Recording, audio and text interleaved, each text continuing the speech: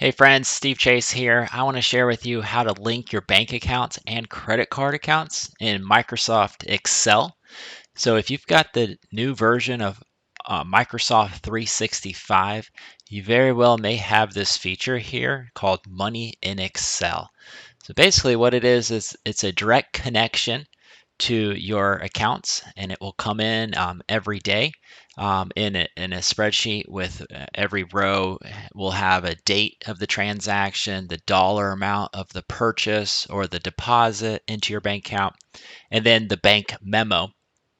And so what it requires is opening up Microsoft Excel, see if you've got the button, and then clicking it, and then providing your online banking credentials through Plaid.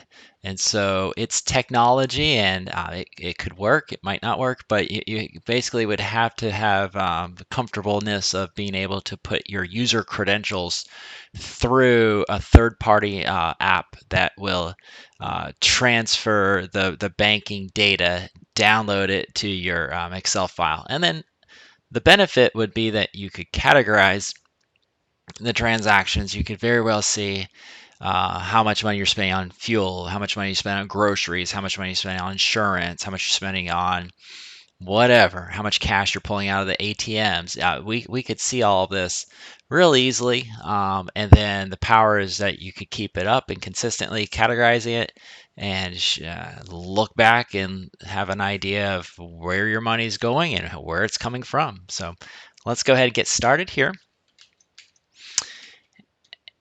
And I've got my blank spreadsheet here. I'm on the Home tab. I'm going to click Money in Excel.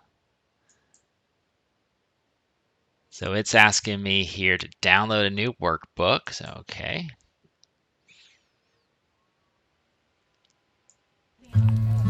That look. And right here, I've got the Microsoft and Excel download here. So I'm going to click the download button here. Opens up here.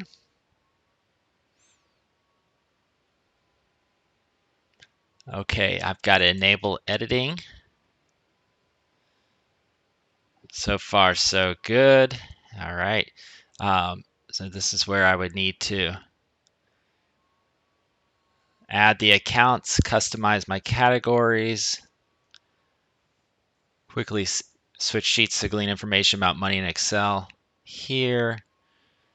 Then ultimately take a look at our patterns of history of spending and then make changes and then hopefully reach our goals here. So all right, I'm on the Money in Excel FAQ because I know trying to link your bank data to Excel, some folks are a little bit concerned about the security and privacy. So the purpose here is I want to just share with you what we do to connect. So the first thing is there is a company called Plaid, and they will be the ones that basically go in between Microsoft Excel and your bank data.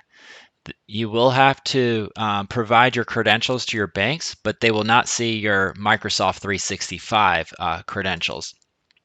And so if you wanted to look at the Plaid security policies and practices, there'll be a link for that here.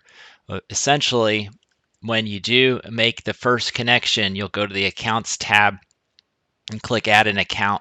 And then from there, you'll have a prompt to link to your bank account or credit card transactions, so forth. Okay.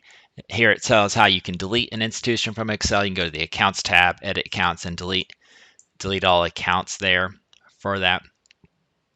Does my financial data update automatically? The sync button near the top of the Money in Excel updates account balances, imports new transactions, and sync. So we need to click sync.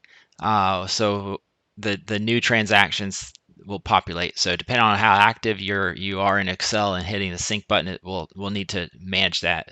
Basically, it's a bank feed that connects to your accounts here. You'll just trying to show you the fine print here that you can see here. So I'm going to share a link to this to this FAQ in Microsoft, so to help you consider if this might be the right option for you here. So I hope that this helps you guys out with considering using Microsoft Money in Excel. I do have a plan to also share with you QuickBooks Online, possibly creating a QuickBooks Online for personal use as well, and creating a budget that's a family or personal budget in Excel. Because that in QuickBooks, I mean, um, great tools as well there. I'm familiar with both. And I just wanted to share with you some of these options that we've got. So I hope you enjoyed this, and I'll talk to you in the next video.